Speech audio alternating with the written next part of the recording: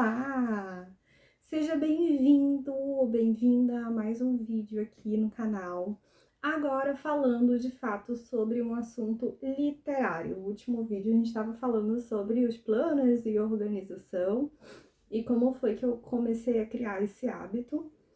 E se vai servir como uma ideia para ti também, qualquer coisa eu vou deixar no card de informações que vai ficar aqui por cima. E se tu quiser, vai lá dar uma conferida. Foi o primeiro vídeo do tipo que eu fiz, e aí eu não sei se ficou legal, se deu pra entender direitinho, mas o importante é se deu pra entender. Eu espero que tenha dado. Agora eu vim trazer essa resenha que eu já tinha comentado no outro vídeo que eu iria falar sobre. Esse aqui é um box que são com as obras revolucionárias de George Orwell. Eu nunca tinha lido nada sobre esse autor, nada desse autor, na verdade. E aí um dia apareceu esse box ali na Amazon, na promoção, e eu achei bem interessante e fiquei com vontade mesmo de ler. Eu já tinha visto outras pessoas lendo, principalmente aquele 1984, ou outras pessoas falando do Revolução dos Bichos, e aí eu decidi ler, e eu já tinha visto inclusive as capas que tem nesse box aqui, dessa editora, que é a editora Príncipes, não tem acento, então acredito que se fala desse jeito, Príncipes. E eu achei muito bacana, muito legal as imagens das capas e fiquei bem interessada em um dia ler, adquirir os livros e ler. Eu aproveitei uma promoção, acredito que ainda existe essa promoção ali na Amazon, qualquer coisa eu vou dar uma olhada, procurar o link e deixar aqui no box de informações. E eu sou assinante da Prime, como eu já disse logo nos primeiros vídeos. E como assinante Prime, eu tenho direito a frete grátis. Então, eu também aproveitei isso e acabei pagando, eu acho que na época, uns 30 e poucos reais por esse box aqui, com 3 livros. Os livros que estão aqui, 1984, A Revolução dos Bichos e Dentro da Baleia e Outros Ensaios. Antes de tudo, eu vou tirar aqui o livro de dentro do box. Como eu li eles ficaram mais cheinhos, os livros, e tá um pouco mais difícil de botar aqui dentro da box. De volta. Deixa eu só tirar aqui. Antes de tudo, para vocês entenderem, quem é o George Orwell? Eu vou aproveitar o próprio livro mesmo para já te explicar quem é o George Orwell. Ele nasceu, Eric Arthur Blair, em 25 de junho de 1903, em Bengala, na Índia, onde o pai dele trabalhava para o departamento de ópio do Serviço Público Indiano da Grã-Bretanha. Para quem não sabe, a Índia ela fazia parte do Império do Reino Unido, das Irlandas e da Índia. Então, o pai dele servia ali num departamento britânico, basicamente indiano, né? Então ele provavelmente, não sei se era um britânico o pai dele ou não, mas servia a Grã-Bretanha e servia ali na Índia. Estudou em instituições de elite e foi ele próprio, durante 5 anos, agente da Polícia Imperial da Birmânia. Viveu com os miseráveis de Paris e Londres no final dos anos 1920, é o que está escrito aqui. Lutou pela causa republicana na Guerra Civil Espanhola, ao lado de uma milícia minoritária com inspiração anarquista e trotskista. Também é o que está escrito aqui. Quando levou um tiro na garganta que quase lhe tirou a vida. George Orwell, nascido como Eric Arthur Blair, morreu de tuberculose em 21 de janeiro de 1950, um ano depois que ele concluiu um dos livros que tem aqui dentro desse box, que é o 1984. Ele tinha 46 anos, morreu super novo, mas deixou bastante obras além dessas aqui. Ele tem outras também, mas eu acredito que essas aqui são as mais conhecidas. Este livro aqui, Revolução dos Bichos, foi o primeiro que eu li. E aí eu já gostei logo de cara.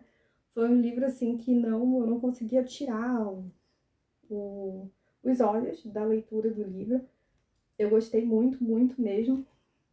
Esse livro, ele é na forma de um conto, só que ele se trata de uma alegoria. Por quê? Ele é um livro que passa com bichos falantes. Então, ele conta uma história de bichos falantes que basicamente tentam fazer uma revolução dentro de uma fazenda para pararem de ser tratados somente como bichos de carga, descarga ou que fornecem alimentos ou qualquer coisa do tipo.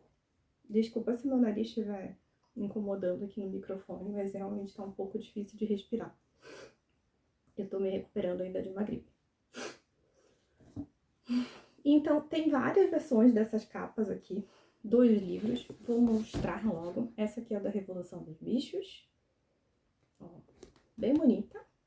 Frente e verso. 1984. Que parto, gente, para terminar de ler esse livro.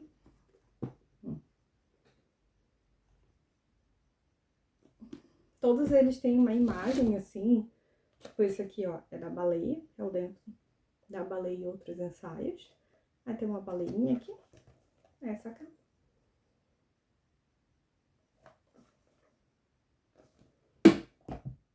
Tá. Vamos lá. Vindo aqui, voltando então para o Revolução dos Bichos. Cada um deles fala sobre alguma coisa voltada para uma visão política, sobre a arruação política do mundo naquele momento. Então, a Revolução dos Bichos, ele é uma alegoria que se ambienta em um curral, e na verdade é uma fazenda, e também tem o espaço ali do curral. Eu não sei por que aqui colocaram só o curral, que é onde os animais eles decidem se apoderar das terras do fazendeiro, que é o fazendeiro dono deles, e colher os benefícios do trabalho deles em conjunto. Então, tudo que eles produziam ficava pro fazendeiro, para eles não ficava nada. Tipo, a galinha dava ovos, o fazendeiro ia lá e pegava os ovos, a vaca ficava grávida, tinha bezerro, tinha bichinhos, acho que bezerro, e o leite da vaca não ficava para ela, às vezes nem pro bichinho dela. Então, eles começaram a se revoltar com esse tipo de coisa. No entanto, aos poucos, as regras que eles criaram ali naquela revolução mudaram e os porcos passam a ter mais poder e privilégios, fazendo os animais questionarem por qual sociedade eles lutavam e se sua recém-descoberta liberdade é tão libertadora quanto eles esperavam. O livro foi publicado pela primeira vez em 1945. 1945,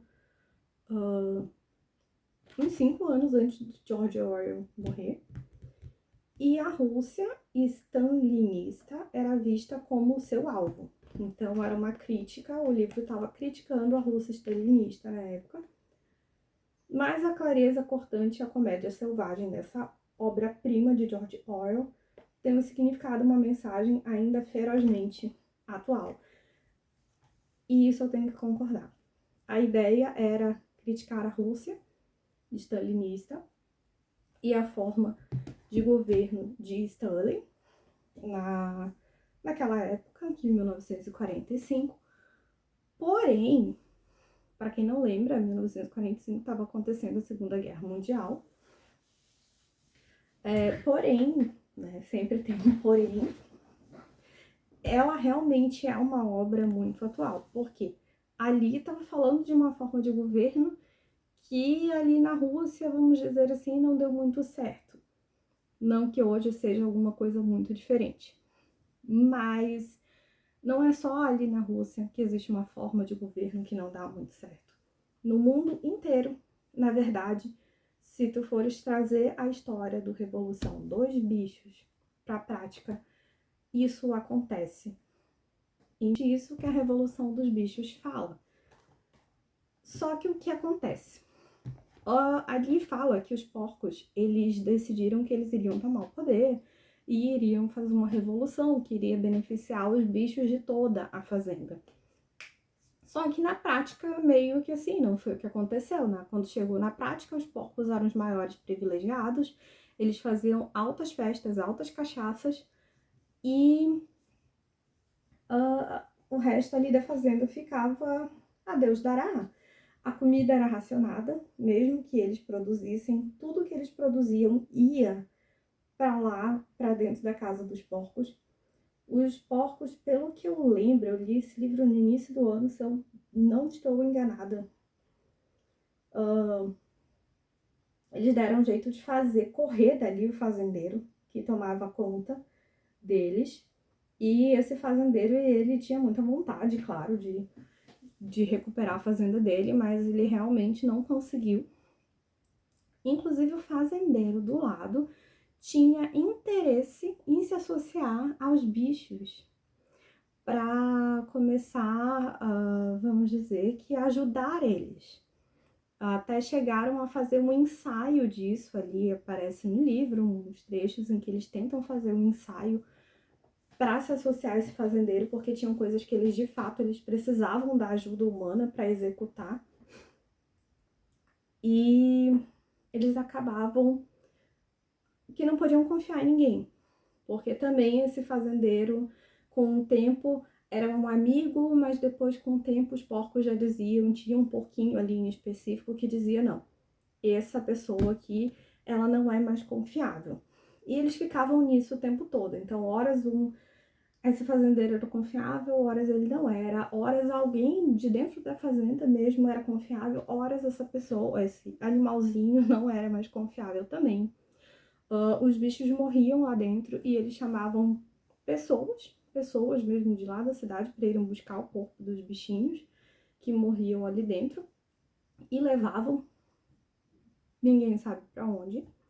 E eles diziam que iria chegar o momento em que eles iriam, tipo, se aposentar, né?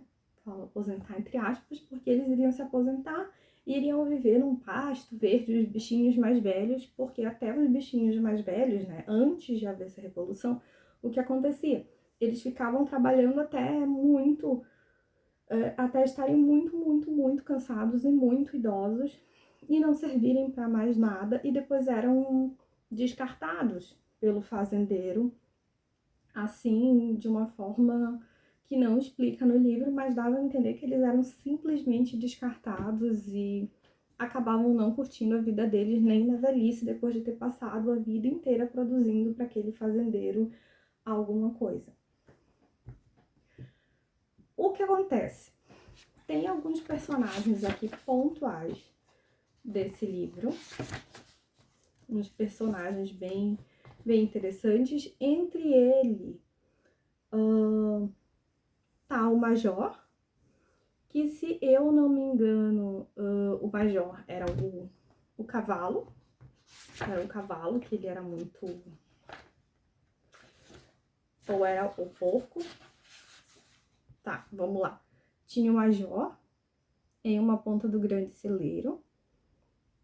Isso. Que era um porquinho. Tinha também uns outros porquinhos ali, além do Major. Foi o Major e um colega dele que decidiram começar a revolução. É isso mesmo. Que era, o Major era um porco premiado. E ele, junto com o outro colega dele, começaram uma revolução. Esse colega dele, que era um outro porco que... Meu Deus do céu, o porco, ele era terrível. Ele realmente, assim, só aprontava. Ele deu um jeito de se desfazer do Major. Eu sou péssima para guardar esses nomes, então eu vou contar basicamente o que... Não vou dar spoiler do livro, mas eu vou contar sobre o que basicamente ele fala, né? Ali tinha o Snowball, que era um outro porco, e tinha o Major. O Snowball e o Major, aparentemente, começaram a revolução juntos. Só que o Major depois sumiu, e o Snowball que fez dar um jeito de sumir com o Major. Também tinha ali a Clover e o Boxy, que era eram cavalos, a Clover, se não me engano, era a fêmea, o Boxer era o macho, e o Boxer era extremamente forte. Vira e mexe, esse outro porco que deu um jeito de sumir com o Major, ele tentava dar a entender que iria sumir com o Boxer, e acabava não fazendo isso, porque realmente o Boxer também tinha uma influência muito grande, de uma forma positiva, com os outros animais. E além disso tudo, ele era muito forte. Então ele sabia que ele fisicamente não iria conseguir lutar contra ele, né? Nem fisicamente e muito provavelmente nem mentalmente. Eles acabam entrando em guerra entre eles ali. E nada mais se entende entre eles. Começa a virar As galinhas daqui a pouco viraram bichos que estavam querendo criar uma outra revolução paralela à revolução que eles já estavam vivendo, depois as ovelhas, e o tempo todo alguém estava tentando perseguir esses outros porcos, principalmente esse porco que era o cabeça da história toda. E era o tempo todo assim, como se eles estivessem vivendo uma ameaça. Essa que era a verdade. No final das contas, o livro, ele vai dar a entender o quê? Que ninguém vai sair ganhando nada, que eles tentam se tratar de igual para igual ali dentro, tanto que tem uma parte que eles falam todos os animais são iguais, mas alguns animais são mais iguais do que outros. Então todos os animais são iguais, mas alguns são mais iguais do que outros. Quer dizer o quê?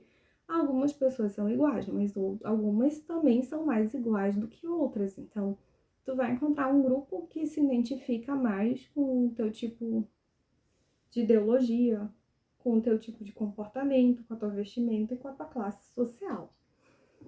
Então, ela vai ser todas as pessoas são iguais perante a lei, porém algumas pessoas são mais iguais do que outras. E é basicamente sobre isso que o livro fala.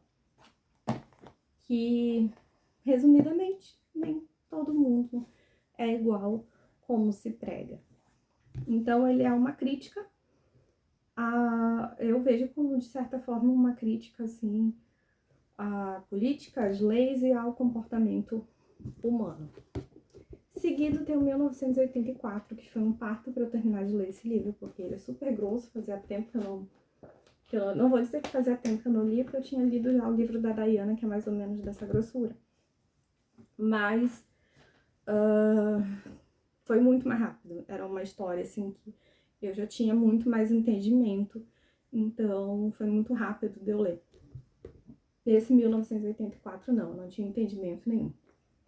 Ele, é o que diz aqui no livro, pelo menos, está entre os textos mais inspiradores do século XX, é uma obra rara, e ela fica mais assustadora à medida que a trama se torna mais real, a cada dia que passa. Este aqui foi publicado em 45. Este aqui foi publicado em 49. E ele oferece uma visão de pesadelo do sátiro político George Orwell, de um mundo totalitário e burocrático e uma tentativa pobre de encontrar a individualidade. Aí a gente volta para a questão de todo mundo não é igual. Aonde então que existe uma individualidade, né? Mas ao mesmo tempo que todo mundo é igual, porém uns mais do que outros, ainda assim, dependendo do quanto tu queres ser diferente, talvez tu não vá poder ser. E é o que esse livro aqui fala.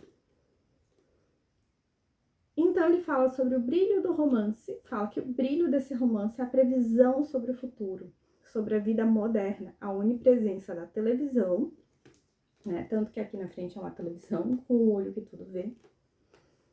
Naquela época ali já vinha ficando bem forte e disseminada a televisão.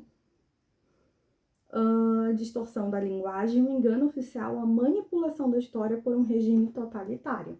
Então, né, a gente sabe hoje mesmo que existem governos que manipulam a história, algo que já aconteceu, para mostrar que a coisa é diferente do que realmente aconteceu. e conseguir controlar a população. E também manipulam o que acontece hoje para tentar controlar a população e continuar fazendo as coisas do jeito que bem entendem e prejudicando quem for preciso prejudicar, nem que tenha que sumir com essa pessoa do mapa. A visão do mundo de George Orwell é sombria e mostra-nos o pesadelo autoritário alcançado. Um tributo à vigilância e ao controle. Então, difícil tu ter individualidade se tu estás o tempo todo sobre forte vigilância e sobre forte controle. Essa história aqui, ele é dividido em 3 partes, esse livro aqui. E quando começou a contar, eu não vi a menor graça. Eu realmente, até metade do livro, assim, eu achei um porre. Cheguei a pensar em desistir de ler, ou começar a ler um outro livro junto ao mesmo tempo, só que eu já tinha prometido que esse ano eu iria parar com isso e que se eu percebesse que pra mim isso ia ser uma coisa positiva, eu ia levar isso pra minha vida, tentar fazer uma coisa de cada vez, como ler um livro de cada vez, que era uma coisa que eu não vinha fazendo nos últimos anos. Tá, só que o início do livro era chato e tava bem difícil, assim, de conseguir fazer isso, sabe? Tava mesmo bem difícil, porque o livro eu não tava conseguindo guardar o nome dos personagens de forma alguma. Esse livro aqui, ó, eu li do final pro início do ano e eu ainda tenho uma lembrança do nome dos personagens. Esse aqui eu já não tenho mais lembrança nenhuma e não faz muito tempo que eu terminei de ler ele. Acho que foi em setembro que eu terminei. Agosto, final de agosto, que eu terminei de ler ele. Ó, agora batendo o olho aqui, fala sobre o Winston, que é o personagem ali principal, o Winston. E também tem a Júlia, nesse livro, que foi quando começou a ficar interessante, que foi o envolvimento do Winston com a Júlia. Eles moravam num lugar, assim, é uma história fictícia, uma coisa que eu não sei, daqui a pouco até existe no mundo, eu não duvido de nada, mas eles viviam num mundo completamente assim, controlado. E eles viviam num lugar chamado Oceania. Essa Oceania não é igual à Oceania que a gente conhece do nosso mundo atual, né? O continente Oceania, como é hoje. Nessa Oceania, o mundo era dividido em 3 partes. E o local que o Winston morava junto com a Júlia era a Oceania, que basicamente fazia parte da Inglaterra. Não entendi também. Tinha a Oceania, tinha a Eurásia e também tinha mais um outro lugar lá que não vem ao caso. O que importa é que era um mundo completamente dividido, muito bem dividido, por sinal. E aparentemente, pelo que dá a entender, todos esses lugares, eles eram muito bem controlados. Todos esses 3 grandes continentes, eles eram muito bem controlados mesmo. Era Letásia, Eurásia, Letásia e Oceania. E essa história se passa na Inglaterra, e a Inglaterra faz parte desse continente Oceania. E eles trabalhavam para o governo, e eles tinham uns ministérios lá, o Ministério do Amor, uns nomes bem nada a ver, né? Ministério do Amor. O Ministério do Amor, basicamente, era um ministério que matava as pessoas. Então, tudo que tinha de ministério era uma coisa completamente diferente do que o que dizia o ministério. E vira e mexe, eles estavam em guerra com a Eurásia, que sempre foi o inimigo mortal deles. De repente, eles estavam em guerra com a Letásia, e o Winston trabalhava num ministério que era tipo um ministério ali da parte de comunicação, que eu não me lembro agora mais o nome, e ele tinha que reescrever a história e apagar que antes estavam em guerra com a Eurásia. Agora a Eurásia era uma aliada e tu tinha que também concordar com isso, tu tinha que dizer, porque eles também tinham a polícia do pensamento, então eles tinham uma coisa chamada pensamento-crime, e eles criaram até o novo idioma. O novo idioma era uma forma deles diminuírem ao máximo possível o vocabulário. Tu diminuindo o vocabulário, também fica difícil tu pensar. Tu pode sentir algo, mas tu não vai conseguir nem refletir só pra ti mesmo o que é, afinal de contas, que tu estás sentindo, qual é o teu sentimento a respeito daquilo. Então, vamos dizer, se eles entrassem em guerra com a Letásia, e antes estavam em guerra com a Eurásia, com o novo idioma, ficava difícil dizer que antes isso acontecia, porque, por exemplo, não existia o eu não disse, não existia a palavra não, existia o dizer. É muito louco, e horas no livro eles falam desse jeito, com esse novo idioma, então é uma viagem.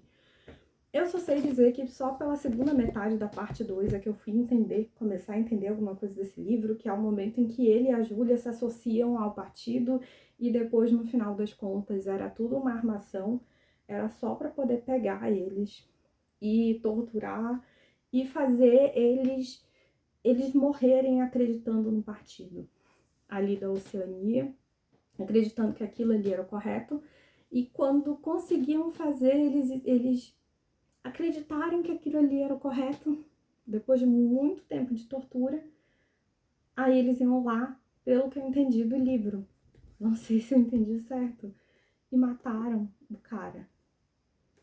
Matavam, sabe? Tipo, matavam um cara, matavam uma mulher, matavam quem eles tivessem que matar. Porque agora a missão do partido está cumprida, que era exterminar o pensamento do crime e fazer qualquer pessoa morrer concordando com o partido. Muito louco. Se tu gosta de uma ficção política, tu vai gostar de ler isso aqui.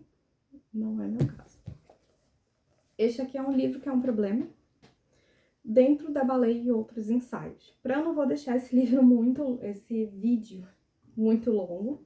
Eu troco bastante palavras, então desculpa, mas talvez seja necessário se acostumando. Dentro da Baleia e Outros Contos. Que decepção. É a minha avaliação. Eu não sou uma pessoa de arregar para não ler um livro. Só que eu comecei a ler esse livro e eu realmente, assim, detestei. Porque se 1984 eu não estava entendendo nada, esse aqui eu estava entendendo menos ainda. O que foi completamente diferente da minha experiência com a Revolução dos Bichos. Então, assim, não sei. Se tu entendeu alguma coisa disso aqui, me explica aí no comentário. Eu realmente espero que tenha alguém que veja esse vídeo que me diga, esse livro aí, ele fala sobre tal coisa e tal coisa. Basicamente, o que fala aqui? Sarcástico, engraçado e implacável. Inteligência e o charme de Orwell são excepcionalmente incríveis neste livro. Em 9 ensaios, o autor usa a veracidade como sua única estrela. 9 ensaios, gente. 9. Sua contribuição literária veio durante uma era desesperadora e nos ajudou a navegar nos anos sem trilhas do pós-guerra.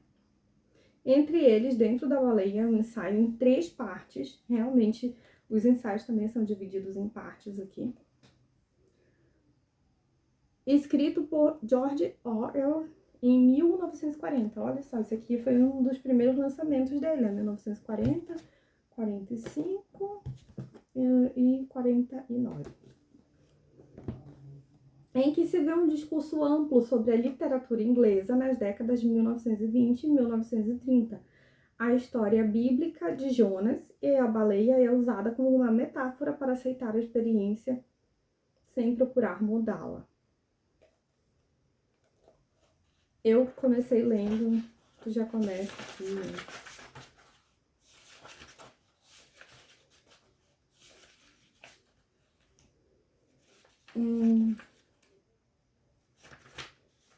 Dentro da Baleia. Aqui, ó, parte 1.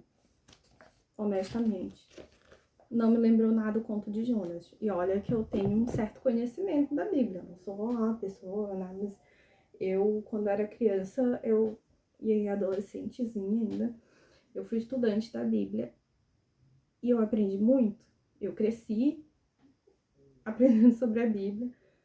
Eu não vi nada do Conto de Jonas aqui, que era um dos meus preferidos, de um livro que era o meu preferido quando eu era criança, que era o meu livro de histórias bíblicas. E eu realmente... E aí, o que aconteceu? Quando eu tava chegando na parte 3 desse Dentro da Baleia, eu me revoltei, eu vi que eu tava perdendo meu tempo, eu perdi quase um mês tentando ler um conto, imagina. E aí, eu desisti. Mesmo, eu tenho os 3 livros na praia. Os três livros, sério. Eu tenho esses 3 livros aqui na praia. Horas do nada começava aqui, ó. Começa um outro texto, assim, como se fosse um poema.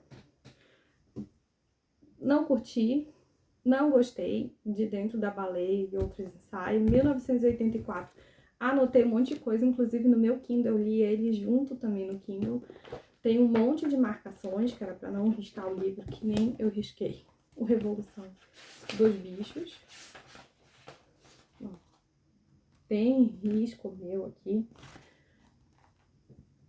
Mas, enfim, se tu entendeu algo mais do livro Dentro da Baleia e Outros Ensaios, me deixa a dica. E o que tu entendeu do 1984, se tu quiser compartilhar também para ver se é a mesma coisa que eu entendi, eu ia ficar muito agradecida. Dos 3, com certeza a Revolução dos Bichos é o melhor, sem dúvida nenhuma, e eu indicaria com certeza para te ler. E se tu gosta também de um bom romance político, tu ia gostar do 1984. É isso. Tô programando mais vídeos já para deixar gravado, depois só ir subindo aqui pro canal para não ficar mais desabastecido como ficou esses últimos meses. Eu espero que tu tenha gostado, que tu deixe teu like, siga se tu ainda não tá seguindo o canal. E eu já tô me programando para trazer outras resenhas literárias sobre organização também pra cá. Tchau!